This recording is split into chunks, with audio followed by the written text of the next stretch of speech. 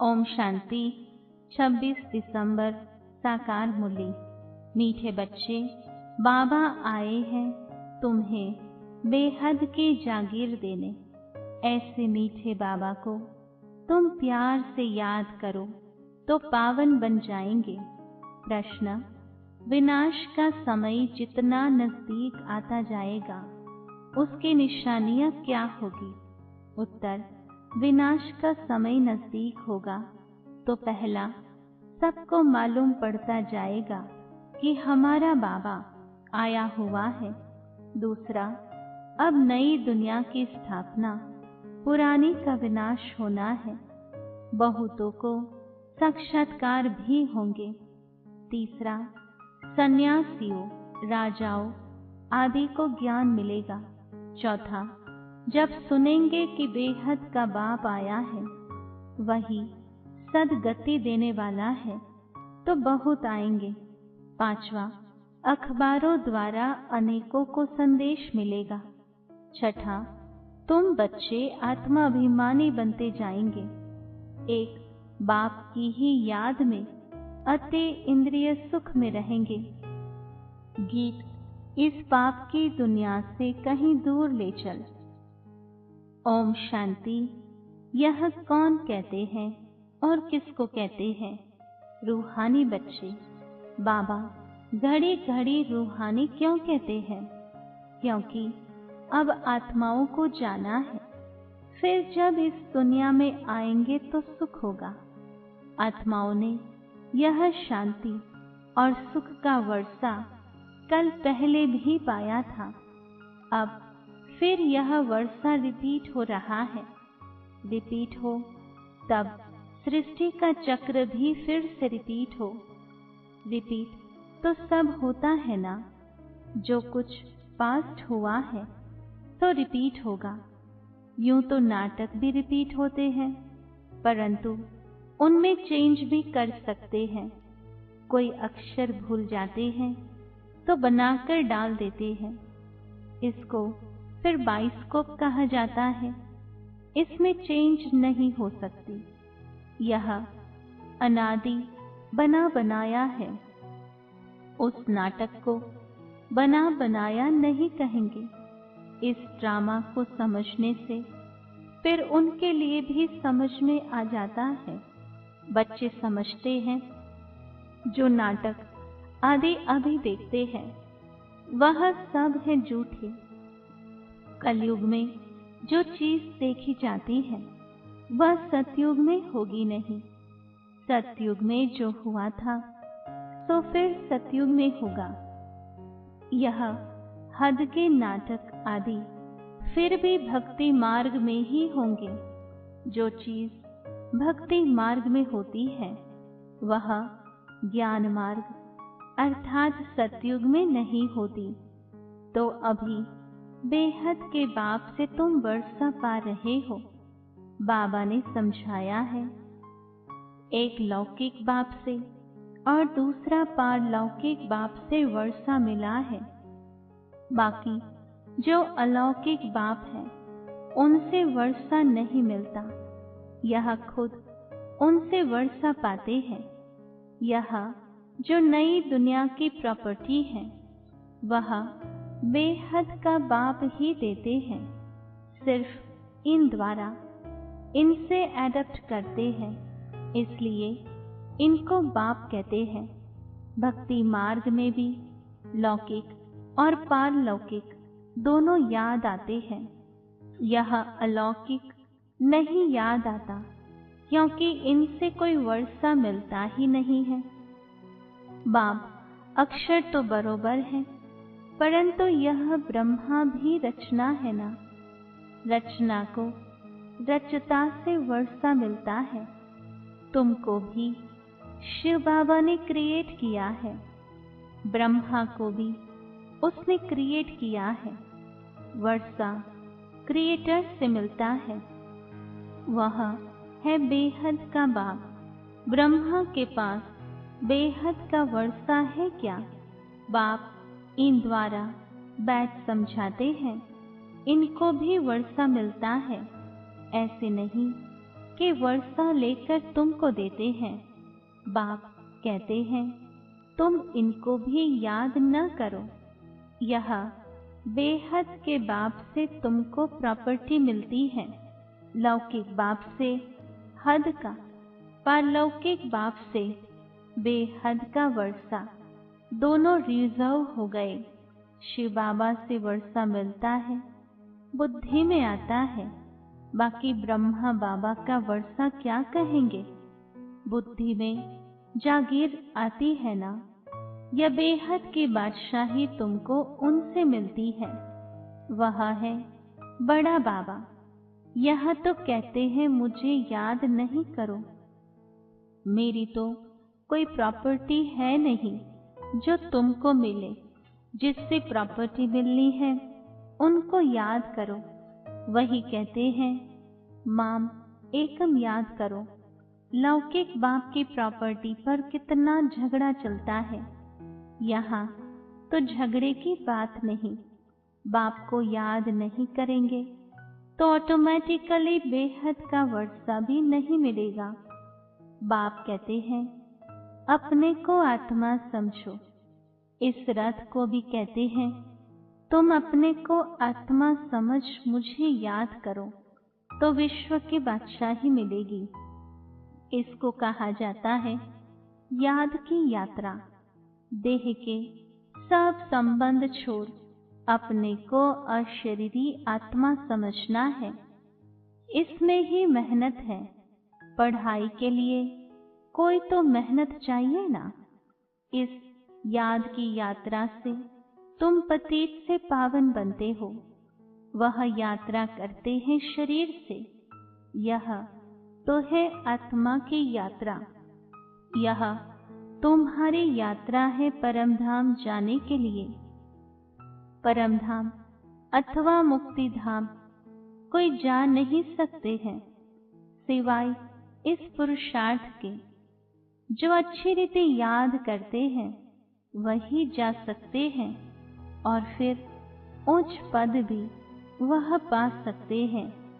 जाएंगे तो सब, परंतु वह तो पतित है ना, इसलिए पुकारते हैं। आत्मा याद करती है, खाते पीते सब आत्मा करती है। इस समय तुमको देही अभिमानी बनना है। यही मेहनत है। बेगर मेहनत तो कुछ मिलता नहीं है भी बहुत सहज, परंतु माया का अपोजिशन होता है। किसकी तकदीर अच्छी है तो झट इसमें लग जाते हैं। कोई देरी से भी आएंगे। अगर बुद्धि में ठीक रीति बैठ गया तो कहेंगे बस हम इस रूहानी यात्रा में लग जाता हूँ। ऐसी तीव्र वेग से लग जाए तो अच्छी दौड़ी पहन सकते हैं। घर में रहते भी बुद्धि में आ जाएगा। यह तो बहुत अच्छी राइट बात है। हम अपने को आत्मा समझ पतित पावन बाप को याद करता हूँ। बाप के फरमान पर चले तो पावन बन सकते हैं, बनेंगे भी जरूर। पुरुषार्थ की बात है बहुत सहज। भक्ति मार्ग में तो बहुत डिफिकल्टी होती है। यहाँ तुम्हारी बुद्धि में है। अब हमको वापस जाना है बाबा के पास। फिर यहाँ आकर विष्णु की माला में पिरोना है। माला का हिसाब करें। माला तो ब्रह्मा की भी है, विष्णु की भी है, रुद्र की भी है। पहले पहले नई सृष्टि के यहाँ है ना, बाकी सब पीछे आते हैं। गोया पिछाड़ी में पिरोते हैं। कहेंगे तुम्हारा उच्च कुल क्या है? तुम कहेंगे विष्णु कुल। हम असल विष्णु कुल के थे, फिर क्षत्रिय कुल के बने, फिर उनसे बिरादरियां निकलती हैं। इस नॉलेज से तुम समझते हो बिरादरियां कैसे बनती हैं। पहले पहले रुद्र की माला बनती है। उच्च ते उच्च बिरादरी है।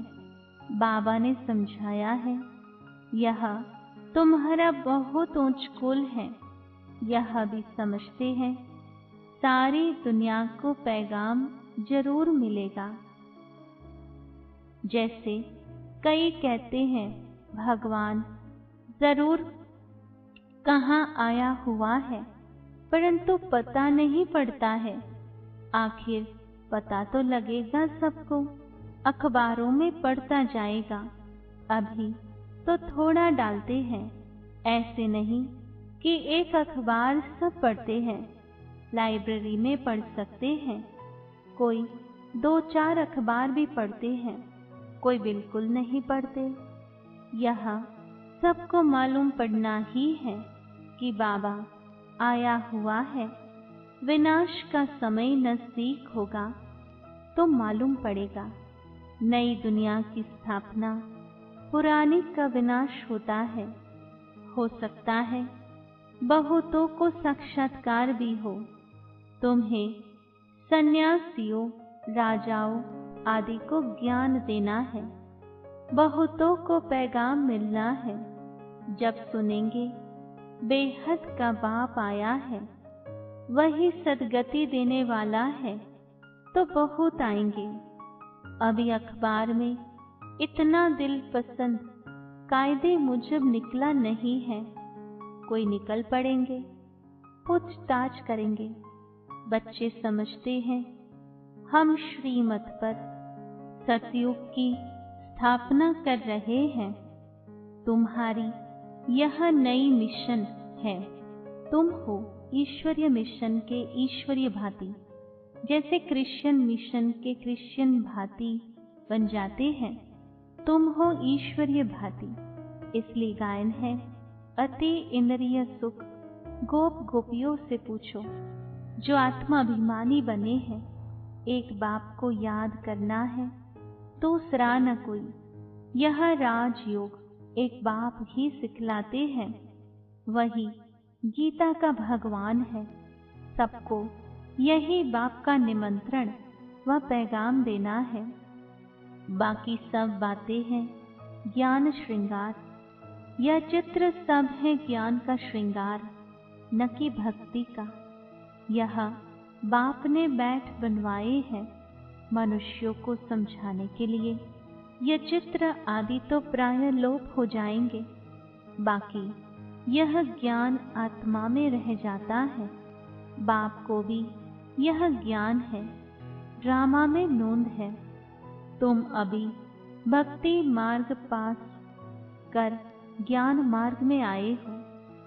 तुम जानते हो हमारी आत्मा में यह पाठ है जो चल रहा है। नोंद थी जो फिर से हम राजयोग सीख रहे हैं बाप से। बाप को ही आकर ये नॉलेज देनी थी।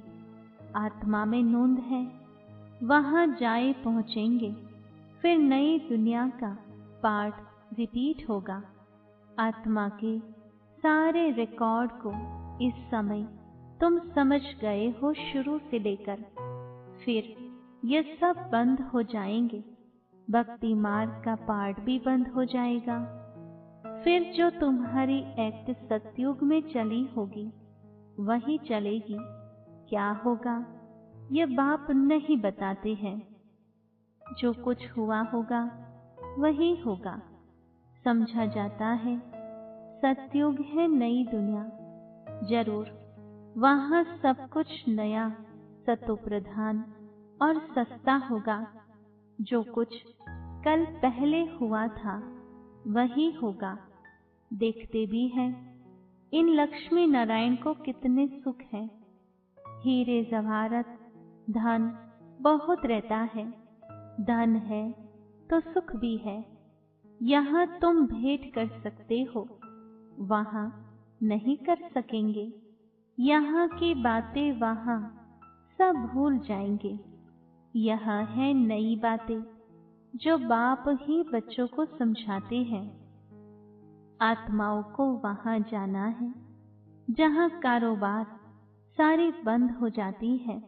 हिसाब किताब चुकतू होता है, रिकॉर्ड पूरा होता है। एक ही रिकॉर्ड बहुत बड़ा है। कहेंगे फिर आत्मा भी इतनी बड़ी होनी चाहिए, परंतु नहीं। इतनी छोटी आत्मा में 84 जन्मों का पाठ है। आत्मा भी अविनाशी है। इनको सिर्फ वंडर ही कहेंगे। ऐसे आश्चर्यवत चीज और कोई हो न सके। बाबा के लिए तो कहते हैं सत्युग त्रेता के समय विश्राम में रहते हैं। हम तो ऑलराउंड पाठ बजाते हैं। सबसे जास्ती हमारा पाठ है। तो बाप वर्षा भी ऊंच देते हैं। कहते हैं 84 जन्म भी तुम ही लेते हो। हमारा तो पाठ फिर ऐसा है जो और कोई बजा न सके। वंडरफुल बातें हैं ना। यह भी वंडर है जो आत्माओं को बाप बैठ समझाते हैं। आत्मा मेल फीमेल नहीं है। जब शरीर धारण करती है तो मेल फीमेल कहा जाता है। आत्माएं सब बच्चे हैं तो भाई भाई हो जाती है। भाई भाई है जरूर वर्षा पाने के लिए। आत्मा बाप का बच्चा है ना, वर्षा लेते हैं बाप से, इसलिए मेल ही कहेंगे। सब आत्माओं का हक है बाप से वर्षा लेने का। उसके लिए बाप को याद करना है, अपने को आत्मा समझना है। हम सब ब्रदर्स हैं। आत्मा आत्मा ही है, वह कभी बदलती नहीं। बाकी शरीर कभी मेल का कभी फीमेल का लेती है। यह बड़ी अटपटी बातें समझने की है और कोई भी सुना न सके। बाप से या तुम बच्चों से ही सुन सकते हैं। बाप तो तुम बच्चों से ही बात करते हैं। आगे तो सबसे मिलते थे, सबसे बात करते थे। अभी करते करते आखिरीन तो कोई से बात ही नहीं करेंगे। सन शोज फादर है ना, बच्चों को ही पढ़ाना है। तुम बच्चे ही बहुतों की सर्विस कर ले आते हो। बाबा समझते हैं यह बहुतों को आप समान बनाकर ले आते हैं। यहाँ बड़ा राजा बनेंगे, यहाँ छोटा राजा बनेंगे। तुम रूहानी सेना भी हो जो सबको रावण की जंजीरों से छुड़ाए अपनी मिशन में ले आते हो। जितनी जो सर्विस करते हैं उतना फल मिलता है। जिसने जास्ती भक्ति की है वही जास्ती होशियार हो जाते हैं और वर्षा ले लेते हैं। यह पढ़ाई है। अच्छी रीति पढ़ाई नहीं की तो फेल हो जाएंगे। पढ़ाई बहुत सहज है, समझना और समझाना भी है सहज। डिफिकल्टी की बात नहीं। परंतु राजधानी स्थापन होनी है, उसमें तो सब चाहिए ना। पुरुषार्थ करना है, उसमें हम उच्च पद पाए। मृत्यु लोक से ट्रांसफर होकर अमर लोक में जाना है। जितना पढ़ेंगे उतना अमरपुरी में उच्च पद पाएंगे। बाप को प्यार भी करना होता है, क्योंकि यहाँ है बहुत प्यारे ते प्यारी वस्तु। प्यार का सागर भी है। एक रस प्यार हो न सके। कोई याद करते हैं, कोई नहीं करते हैं। किसको समझाने का भी नशा रहता है ना। यह बड़ा टेम्पटेशन है। कोई को भी बताना है। यह यूनिवर्सिटी है, यह स्पिरिचुअल पढ़ाई है। ऐसे चित्र और कोई स्कूल में नहीं दिखाए जाते। दिन प्रतिदिन और ही चित्र निकलते रहेंगे जो मनुष्य देखने से ही समझ जाए। सीढ़ी है बहुत अच्छी, परंतु देवता धर्म का नहीं होगा तो उनको समझ में नहीं आएगा।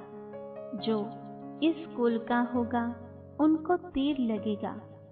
जो हमारे देवता धर्म के पत्ते होंगे वही आएंगे।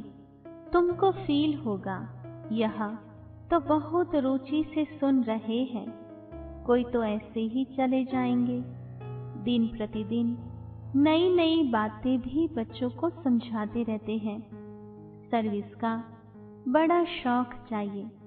जो सर्विस पर तत्पर होंगे वही दिल पर चढ़ेंगे और तख्त पर भी चढ़ेंगे। आगे चल तुमको सब साक्षात्कार होते रहेंगे।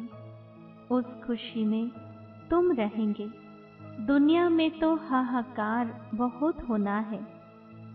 रक्त की नदियां भी बहनी है। बहादुर सर्विस वाले कभी भूख नहीं मरेंगे। परंतु यहाँ तो तुमको वनवास में रहना है। सुख भी वहाँ मिलेगा।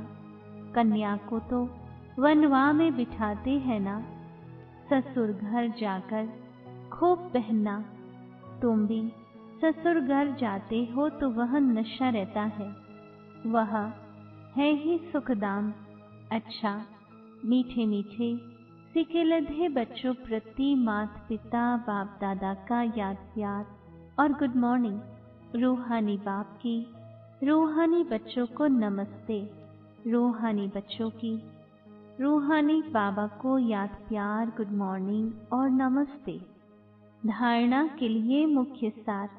पहली पॉइंट, माला में पिरोने के लिए देही अभिमानी बन तीव्र वेग से याद की यात्रा करनी है।